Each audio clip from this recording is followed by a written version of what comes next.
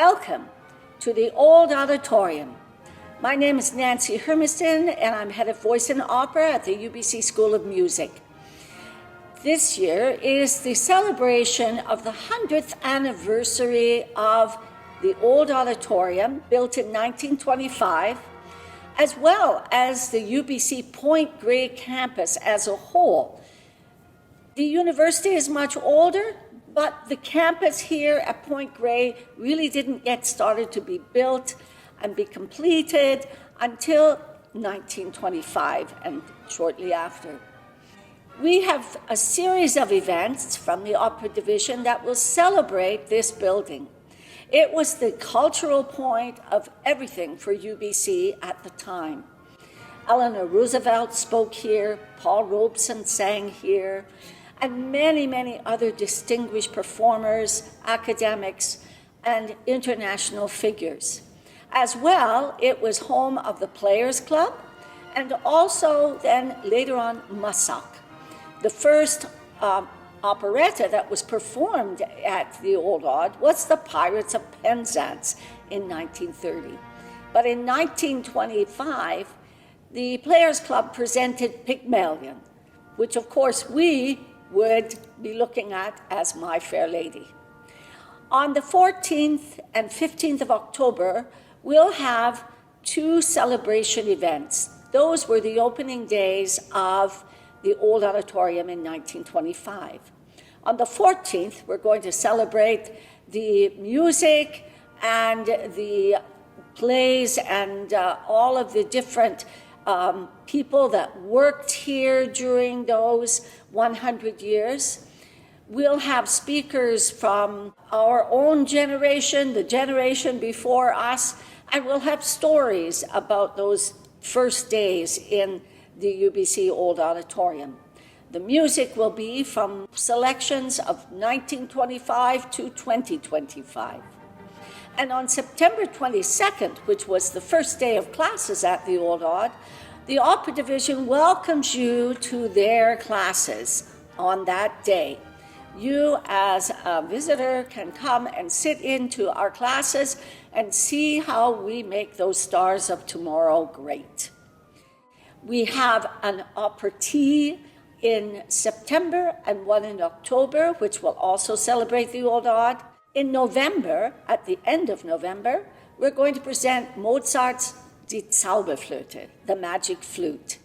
And this will be, of course, one of the big celebrations of the Old Auditorium. Not only of the Old Auditorium of 1925, but of the Old Auditorium after it was renovated. In early December, we're going to bring back the Opera Ball. This we used to present at the Chan Center, but this year we are presenting it here in the Old Aud. Of course, wonderful bands of the 1920s, 30s, 40s, and 50s, and all through the 70s, that when the students would have their dances and their bands and lots of events, they would all be presented here. So we will present our opera ball here and turn the theater into a magnificent space where people will have a wine and dinner and dancing and celebrate the great tradition of the Old Aud. We go on in January to our rehearsals for Candide, and in first week of February, we will present Leonard Bernstein's Candide in tribute to the Old Aud as well. And it too describes a young man who is starting out on his life journey after his studies, just as so many of our students are. And it describes all of the adventures that he experiences and the conclusions about his life that he comes to. In March, we will have another opera tea for everyone to enjoy. And then in April, we will present Handel's Giulio Cesare.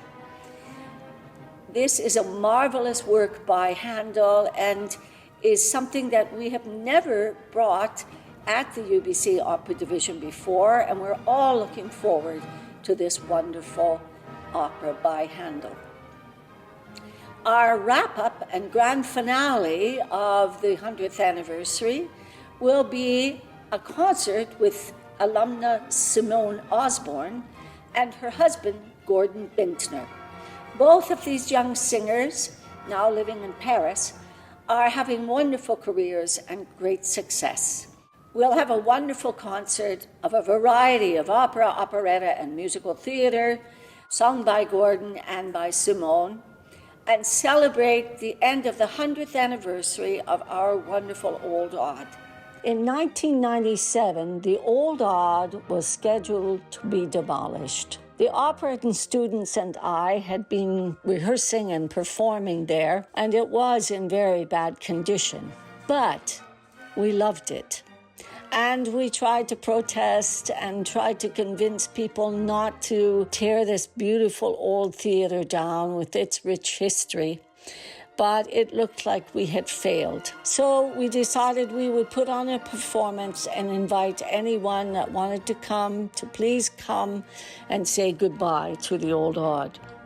We contacted different public papers and radio stations, and one student called the CBC. And fortunately, that student, Hussein John Mohammed, happened to speak to a UBC alum. And that alum was so upset, that person called the university and all kinds of administrators at the university to see what they thought they were doing, tearing down the Old Odd.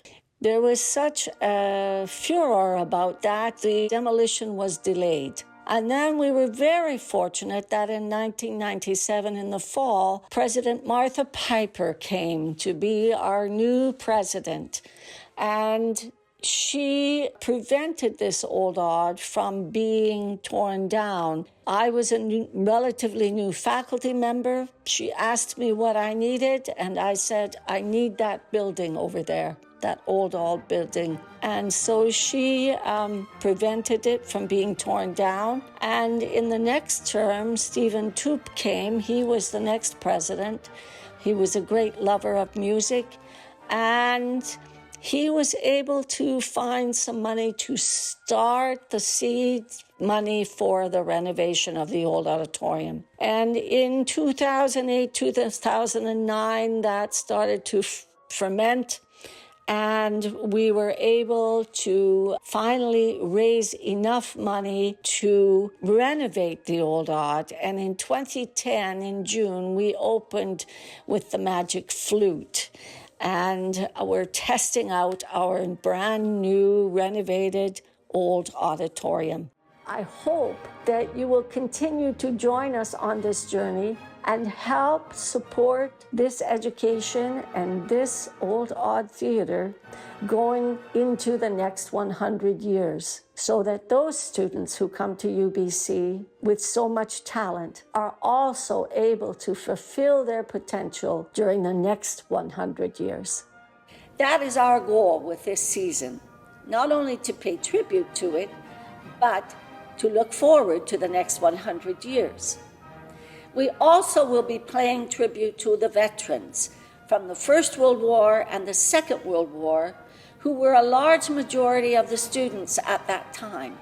And of course, in 1925, that was shortly after the First World War ended. So they played a crucial role in the development of the Point Grey campus. And after the Second World War, over half the population of the students here in UBC were World War II veterans. We also have our wonderful Veterans Transition Program.